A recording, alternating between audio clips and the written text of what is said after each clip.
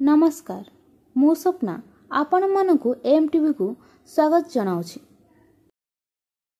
रक्त एमितिका गोटे जिनिस जार कोनोसी मूल्य नाही, जहा हेउछि अमूल्य। दुनिया रे सब मिली जिवो किंतु जरूरी समय रे रक्तटीए न मिलिले दुमूल्य जीवनटीए चली जाए।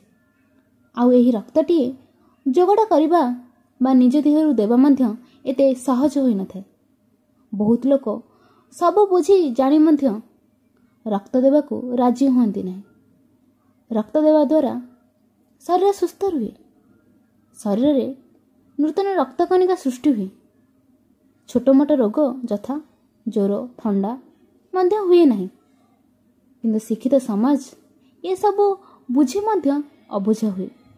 तथापि आज भी केते जन अछंती जे अन्यर जीवन बंचेबा पई निजर संपूर्ण दिनटीर समय को आउ शरीर रक्त देवाक मध्य पछांती नहीं। आज ढेंकानाल डाक्तरखाना से भले एक खबर मारुति सेना को मिला। जने व्यक्तिंकर जरूरी रक्त दरकार बोली तुरंत मारुति सेना जिला सभापति विकास चंद्र बेहेरा ढेंकानाल मेडिकल रे पहुंची रक्त देले। ढेंकानाल रिपोर्टिंग ललिता मुर्मू सहित प्रशांत खंडुआल एमटीवी।